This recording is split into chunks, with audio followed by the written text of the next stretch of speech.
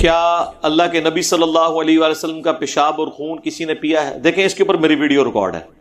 نبی علیہ السلام کا پسینہ مبارک، خون مبارک، پیشاب مبارک، ہم تو اسے مبارک سمجھتے ہیں. جہاں تک پینے کا تعلق ہے نا، تو ایک روایت ہے، مجموع الزوائد میں بھی ہے اور امام طبرانی نے بھی اپنی موجم میں لی ہے. السلام علیکم ورحمۃ اللہ وبرکاتہ. اللہ سے دعا کرتے ہیں کہ آپ لوگ خیریت سے ہوں گے. اور یہ جو ویڈیو بنا ہے وہ آپ صلی اللہ علیہ وآلہ وسلم کے پسینہ، خون اور پیشاب کے پینے کے معاملے میں یہ جو ہے یہ ویڈیو بنا ہے. اور یہ جو پیشاب، خون اور پسینہ کا جو مبارک معاملہ ہے آپ صلی اللہ علیہ وسلم کا، اس سے ریلیٹڈ ایک اسٹوری بھی ہے جو علی مرزا نے بیان کیا ہے. اور وہ جو ہے آپ اس ویڈیو میں آپ کو سننے کو ملے گا. اور آپ دیکھ سکتے ہیں کہ آپ صلی اللہ علیہ وسلم کا جو مبارک پسینہ اور خون اور پیشاب کا جو معاملہ ہے وہ کیا تھا، اور اس کہانی کا جو معاملہ تھا وہ بھی کیا تھا. تو آپ صلی اللہ علیہ وسلم کا تو انسان جو ہے جتنے بڑے وہ پیغمبر ہیں اور ہم لوگ ان کے امتی ہیں، ان کے بارے میں جتنا بھی بیان کرے کم ہے، جتنے بھی تعریف کرے کم ہے. اور اللہ تعالیٰ نے انہیں ہم لوگوں کے پیغمبر بنا کے بھیجا اور ہم سب ان کے امتی ہیں. تو اس سے بڑا تو کچھ ہم لوگ کے لیے خوش نصیبی کا معاملہ ہی نہیں ہو سکتا ہے. اور اللہ نے بہت ہم سب پر رحم کیا ہے، کرم کیا ہے. اور اللہ سے یہی دعا کرتے ہیں کہ اللہ ہم سب کو آپ صلی اللہ علیہ وسلم کا امتی بنا کے اٹھانا اور ایمان پہ خاتمہ نصیب کرنا، اور ہم لوگوں کو سارے مسلمانوں کو معاف فرما دیجیے گا جو بھی ہم سب سے چھوٹی بڑی غلطیاں گناہیں ہوئی ہیں. اللہ ہم سب کو معاف کرے، آمین ثم آمین. کہ حضور کی ایک کنیز تھی، تو سردیوں میں نبی علیہ السلام نے اپنی چرپائی کے نیچے ایک لکڑی کا پیالہ رکھا ہوتا تھا جس میں آپ پیشاب کیا کرتے تھے تاکہ اٹھ کے باہر نہ جانا پڑے. اس بیچاری کو نہیں پتا تھا کہ اس میں پیشاب ہے، اس نے اس کو پانی سمجھ کے پی لیا. تو اس کا مطلب ہے کہ اس میں بدبو بھی نہیں تھی، اللہ کے نبی کا پیشاب تھا. اللہ کے نبی ایک ایکسٹرا آرڈنری کوالٹیز والے. تو حضور نے جب بعد میں پوچھا کہ ادھر وہ پیالہ تھا، کہ یا رسول اللہ میں نے تو پی لیا، مجھے تو پتہ نہیں تھا. آپ نے فرمایا تم نے اپنے اور جہنم کی آگ کے درمیان ایک مضبوط آڑ قائم کر لی ہے. بس اتنی حدیث ہے. حضور نے کبھی کسی کو ترغیب نہیں دلائی کہ میرا کوئی پیشاب پیے. جس طرح خادم رضوی صاحب پتہ نہیں کون کون سی کہانیاں بیان کیا کرتے تھے کہ نبی علیہ الصلوۃ والسلام کا پیشاب مبارک پاک ہے اور آپ کا خون مبارک پاک ہے. اور اگلی جو امام نے بات کی، کہا کہ صرف پاک ہی نہیں بلکہ ان کے ذریعے صحابہ شفا طلب کرتے رہے. صرف پاک ہی نہیں بلکہ ان کے ذریعے صحابہ شفا طلب کرتے رہے. صرف پاک ہی نہیں بلکہ ان کے ذریعے صحابہ شفا طلب کرتے رہے.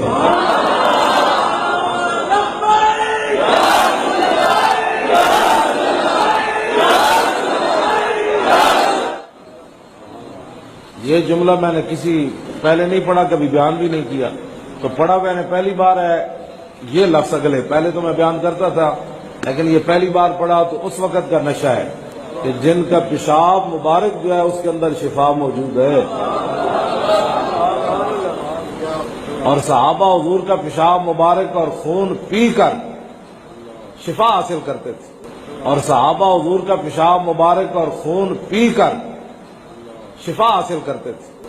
اور صحابہ حضور کا پیشاب مبارک اور خون پی کر شفا حاصل کرتے تھے. ایسا نہیں. سنن کبری البیہقی میں ملتا ہے کہ جب نبی علیہ السلام نے کپنگ کروائی، جسے آپ پچھنے لگوانا کہتے ہیں، آپ نے اپنا وہ مبارک خون عبداللہ ابن زبیر کو دیا کہ اسے کسی محفوظ جگہ پہ نا دفنا دو. وہ سائڈ پہ جا کے انہوں نے پی لیا. ٹھیک ہے، یہ ایک واقعہ اس طرح کا ملتا ہے. اس کی صحت میں کلام ہے. جو پہلی والی حدیث میں نے بیان کی وہ حدیث بالکل ٹھیک ہے, اس کی سند تو ابو داؤد میں موجود ہے, کچھ حصہ ابو داؤد میں بھی ہے کہ نبی علیہ السلام یوں پیالہ ہوتا تھا آپ کا ایک. تو اس کو بھی اگر کوئی بیان کرتا ہے تو نبی علیہ السلام نے کبھی اپنا خون پلایا نہیں کسی کو, حادثاتی طور پہ کسی نے پی لیا. پیشاب مبارک کا بھی ایک واقعہ. ہاں, پسینہ مبارک کے بارے میں بخاری مسلم میں حدیث ہے کہ ام سلیم ایک بڑھیا تھی, حضور ان کے گھر جاتے تھے, انہوں نے اپنا بیٹا انس بن مالک وقف کیا ہوا تھا حضور کی خدمت کے لیے. وہاں حضور سو گئے, آپ کو نیند کی حالت میں کافی پسینہ آتا تھا. بخاری مسلم کے الفاظ ہیں, ام سلیم نے حضور کے ماتھے سے پسینہ ایک بڑے سے جو تھا کوئی پیالہ اس میں جمع کیا. حضور کی آنکھ کھل گئی. کہا یہ کیا کر رہی ہو؟ کہا یا رسول اللہ آپ کا پسینہ بہترین خوشبو ہے, ہم اسے اپنی خوشبو میں ملاتے ہیں. آپ نے فرمایا تم نے بہت اچھا کام کیا. اس کو آپ نے انڈورس کیا, پسینہ مبارک. بخاری مسلم میں حدیث ہے جب حضور وضو کرتے تھے اور حضرت بلال حضور کے وضو کا پانی تشت میں جو ٹپکا ہوا ہوتا تھا جب باہر لے کے آتے تھے تو صحابہ کرام جھپٹ کے اس میں سے پانی لیتے تھے. یعنی حضور ایک تشت والے برتن میں وضو کیا نا آپ نے, تھوڑا پانی نیچے جمع ہو گیا. اور بخاری میں تو ہے کہ صلح حدیبیہ کے موقع پر نبی علیہ السلام جب وضو کر رہے تھے تو صحابہ آپ کا تھوک مبارک, آپ کا وضو کا پانی زمین پہ نہیں گرنے دیتے تھے, جس کو نہیں ملتا تھا دوسرے سے تری لے کے اپنے جسم پہ ملتا تھا. برکت ہے.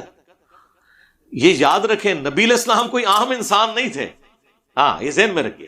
لیکن اس کی بنیاد پہ اگر ڈاکٹر طاہر القادری صاحب نے 2014 کے دھرنے میں اپنے ٹیشو پیپر سے پسینے جو ہیں وہ پونچھ کے مریدوں میں بانٹے ہیں تو یہ تو بدعت ہے.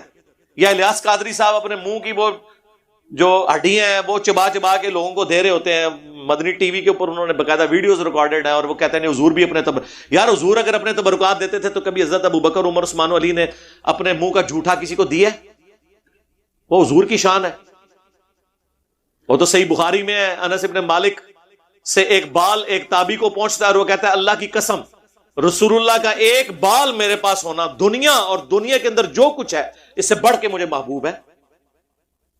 حضور کے بال مبارک ہے. بخاری مسلم میں حدیث ہے حضور نے حجۃ الوداع کے موقع پر جب حلق کروایا تو حضرت ابو طلحہ کو بلا کے کہا کہ ان کو صحابہ میں تبرکن تقسیم کر دو. حضور نے اپنے بال خود تقسیم کرائے ہیں, لیکن یہ کہتے ہیں یہ عبد القادر جیلانی کا بال ہے, فلانے کا بال ہے. اور ابو بکر کا بال کدھر ہے بھائی, عمر کا بال کدھر ہے, علی کا بال کدھر ہے؟ اصل تو ولی اللہ وہ تھے. کہانیاں بنائی. حضور کی شان نرالی ہے. صحیح بخاری میں حدیث ہے ام سلمہ حضور کی بیوی نے حضور کی وفات کے بعد ایک ڈبیا کھولی جس میں چند بال تھے. انہوں نے کہا یہ حضور کے بال میں نے سنبھال کے رکھے ہوئے تبرکن, ہمارا جب بھی کوئی بندہ بیمار ہوتا ہے میں اسے گھول کے پلاتی ہوں, اسے شفا ہو جاتی ہے. صحیح مسلم میں ہے کہ حضور کا ایک کالا جبہ تھا کسروانی طیالسی.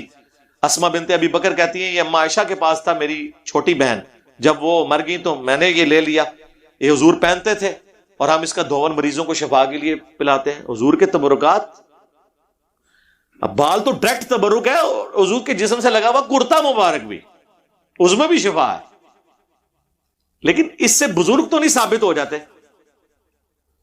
اور نہ آپ نے استعمال, یہ کبھی نہیں ہوا کہ صحابی حضور کے قبر کی مٹی لے گیا وہ چاٹنے کے لیے, نہ یہ کام نہیں ہوا. جیسے ہی حضور دنیا سے گئے ہیں پھر صحابہ کا وہ رشتہ حضور کے ساتھ بن گیا جو آج اہل حدیث کہتے ہیں. جب تک حضور دنیا میں تھے تو صحابہ کا حضور کے ساتھ وہ رشتہ تھا جو بریلوی کہتے ہیں. لیکن آج کا جو معاملہ, آج حضور دنیا میں آ جائیں, ہمارا کوئی پریشانی ہوگی ہم ڈائریکٹ حضور کے پاس جائیں گے. وہ کہتے نہیں لوگ حضور سے جا کے مانگتے تھے, کیوں نہیں, ہم حضور سے ہی مانگیں گے, سامنے ہونا. صحیح مسلم میں حدیث ہے حضور کو ایک صحابی وضو کرواتے تھے ربیہ, ایک دن سمندر رحمت جوش میں فرمایا سل ربیہ مانگ کیا مانگتا ہے؟ کہ رسول اللہ جنت میں آپ کا پڑوس مانگتا ہوں. انہوں نے کو پہلے تیاری کر کے نہ نوٹس بنا کے رکھے سن, جدو ہی حضور نے کہتے کیا نہ منو, آپ فرمایا پھر کثرت سجود سے میری مدد کر, یعنی تو نمازیں زیادہ پڑھا کر, میری دعا کی برکت سے اللہ تجھے یہ دے دے گا. اور ربیہ کچھ اور بھی مانگنا ہے تو مانگ لے گا. نہیں یا رسول اللہ اتنا ہی کافی ہے, اس سے بڑی اور چیز کوئی مانگ سکتا ہے؟ مجھے بتائیں دنیا میں اس سے بڑی ایک ہی چیز مانگی جا سکتی ہے کہ کوئی شخص یہ کہے کہ اللہ مجھے پیغمبر بنا دے. پیغمبر بننے کے بعد اگر کوئی دنیا میں سب سے بڑی چیز مانگی جا سکتی ہے نا اللہ سے, وہ جنت میں نبیوں کا پڑوس ہے. آپ کے علم میں کوئی اس سے بڑا کوئی درجہ ہے تو مجھے بتا دیں. لیکن پیغمبر تو وہ بھی ہوتا ہے اللہ کی اطاعت سے, وہ کوئی دعا سے نہیں بن سکتا. پڑوس مل سکتا ہے. تو صحابہ کرام نے رضوان حضور سے مانگتے تھے، لیکن جب سامنے موجود ہے، بخاری مسلم میں حدیث ہے، بارش نہیں ہو رہی، حضور کے پاس آئے ہیں، یا رسول اللہ خطبے میں کھڑے ہو، حضور نے دعا کی. صحابہ کہتے ہیں جاتے ہوئے ہم گئے تھے، اتنی کڑک دھوپ میں واپس آئے، بلکہ ممبر پہ ہی حضور تھے تو آپ کی داڑھی سے بھی بارش کے قطرے ٹپکنا شروع ہو گئے، مسجد نبوی کا چھت بھی ٹپکتا تھا. پورا ہفتہ بارش ہوئی. اگلے جمعے وہی بندہ دوبارہ کھڑا ہوا، یا رسول اللہ سے دعا کریں، ہمارے تو اب گھر ٹپکنا شروع ہو گئے ہیں، اور دعا بھی دیکھیں کہ ایسی مرضی کروائی ہے کہ ہماری زمینوں پہ بارش ہو، گھروں پہ نہ ہو. مسلم شریف کے الفاظ ہیں، حضور نے یوں اوپر دیکھا، آپ نے اپنی مبارک انگلی سے یوں بادلوں کو اشارہ کیا، بادل ٹوٹے، اور اہل مدینہ میں بارش نہیں ہو رہی، سائڈ پہ ہو رہی ہے. تو صحیح بخاری میں حدیث ہے، ایک صحابی کی پنڈلی کی ہڈی ٹوٹ گئی، حضور نے اس کو کسی اسائنمنٹ میں بھیجا تھا، اس نے واپسی پہ چھلانگ ماری قلعے کی دیوار سے، پنڈلی کی ہڈی ٹوٹ گئی. اسی حالت میں اس نے اپنی پگڑی کھول کے اپنے یعنی ہڈی کو باندھا، لنگڑاتا ہوا حضور کے پاس آیا کہ جی میں نے آپ کا کام کر دیا. وہ کعب بن اشرف کو قتل کیا، وہ گستاخ رسول تھا جو حضور کو بہت تکلیفیں دیتا تھا.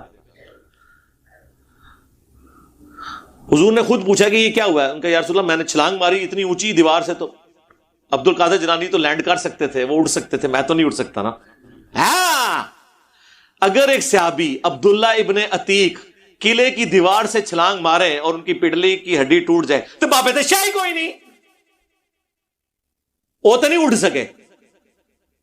یہ کہتے ہیں نا جی ایک صحابی کے گھوڑے کے قدموں سے جو خاک اڑتی ہے وہ اس کے نتنوں میں جا کے بیٹھے گھوڑے کے، تو اس کو کوئی غوث کتب نہیں پہنچ سکتا. تو عبداللہ ابن عتیق تو حضور کے تربیت یافتہ تھے، صحابی تھے. حضور نے خود ہی پوچھ لیا. ہم سے پوچھے، ہم کہتے ہیں یا رسول اللہ دیکھو کام بھی کیتا ہے، تھوڑے پیچھے لت بھی پنوا لی ہے. نہیں، پوچھنے پہ بتایا. اس نے فرمایا ادھر کا ٹانگ سیدھی کی، ہاتھ پھیرا. وہ کہتے ہیں اللہ کی قسم اس طرح ہوگی کہ کبھی ٹوٹی نہیں تھی. یہ صحیح بخاری میں. لیکن آج کوئی کہتا ہے جی قبر رسول سے جا کے میں نے کرنا ہے، تو میں نے ان کو کہا ہے کہ مولویوں کوئی ایک قربانی کرے نا، اس کی ٹانگ توڑواتے ہیں کسی مشین پہ، لے جائے روزہ شریف پہ ٹھیک کروا کے بتائے. نہیں ہو سکتا اس طرح. جب تک حضور سامنے موجود تھے ان سے کمیونیکیشن تھی. آج کمیونیکیشن ہے، ہمارا درود و سلام پہنچتا ہے ان تک. سنن نسائی میں حدیث ہے زمین میں فرشتے سیاحت کرتے ہیں، میرے امتیوں کا سلام میرے تک پہنچاتے ہیں. بخاری مسلم میں حدیث ہے جب تم دروشی پڑھو گے زمین و آسمان میں، جب تم پڑھو گے السلام علیک ایھا النبی اور السلام علینا وعلی عباد اللہ الصالحین، تو ہر نیک بندے تک اللہ تمہارا سلام پہنچا دے گا. صلوات بر محمد وآل محمد، اللہم صلی علی محمد وعلی آل محمد. تو یہ سارے کام کرنے میں بڑے شیر ہیں. قبر کی مٹی مل جائے، گنبد خضرا کا رنگ مل جائے، اللہ دے بندیو اے قرآن اللہ دے نبی تو دے کے گئے نا، اینو بھی کھولو، اینو ہی کھولو. وہ مولانا اسحاق صاحب کا اگلے دن ایک کلپ بڑی اچھی وہ بات کر رہے تھے پنجابی میں، خیر مزہ آتا ہے. وہ کہنے لگے کہ جی کوئی شخص اپنے پیو نو کہ منو تیرے نال بڑی محبت ہے لیکن میں گل تیری کوئی بھی نہیں مننی. ابا بڈھا پانی مانگ رہا پیالے چ، کہنا ابا میں تیرے نال عشق کرنا پر پانی نہیں میں پلانا. تو ابا منے گا عشق؟ تو اللہ کے نبی آپ سے کیا چاہتے ہیں؟ قرآن وَأُوحِيَ إِلَيَّ هَذَا الْقُرْآنُ لِأُنذِرَكُمْ بِهِ وَمَنْ بَلَغَ. اے نبی تم فرما دو اللہ نے مجھے قرآن اس لیے وحی کیا تاکہ میں تم تک بھی اس کی دعوت پہنچا دوں، اور جس تک یہ دعوت پہنچ جائے قرآن کے ذریعے دعوت کرے. حضور تو ہمیں قرآن دے کے گئے، غدیر خم پہ قرآن اور اہل بیت، حجت الوداع کے اوپر غدیر خم میں صحیح مسلم میں 4 حدیثیں، المستدرک الحاکم میں حدیث، قرآن اور سنت حجت الوداع کے موقع پر. وفات تک قرآن کی بات ہوئی ہے. عبداللہ ابن ابی اوفا سے کسی نے پوچھا کہ بتائیں رسول اللہ نے اپنا وصی کسی کو بنایا، کسی کے لیے وصیت کی؟ انہوں نے کہا اللہ کے نبی نے ہمیں قرآن کے مطابق چلتے رہنے کی وصیت کی تھی. صحیح مسلم میں امام جعفر اپنے والد امام باقر سے اور وہ جابر بن عبداللہ سے روایت کرتے ہیں اللہ کے نبی ہر تقریر سے پہلے کہتے تھے اما بعد فإن خیر الحدیث کتاب اللہ. آگاہ ہو جاؤ سب سے بہترین کلام اللہ کی کتاب ہے. تسی کہتے ہو کلام بہو ہے، مثنوی مولانا روم ہے، خدا دانا ہے. وخیر الہدی ہدی محمد صلی اللہ علیہ وآلہ وسلم. سب سے ہدایت یافتہ راستہ محمد صلی اللہ علیہ وآلہ وسلم کا ہے. بدترین کام وہ ہیں جو دین میں نئے جاری کیے جائیں. وَكُلَّ مُحْدَثَةٍ بِدْعَةٍ وَكُلَّ بِدْعَةٍ ضَلَالَةٍ وَكُلَّ ضَلَالَةٍ فِي النَّارِ. تمام نئے کام بدعتیں ہیں، بدعتیں گمراہیاں ہیں اور یہ جہنم میں لے جانے والی ہیں. سر دنیا بدل چکی ہے.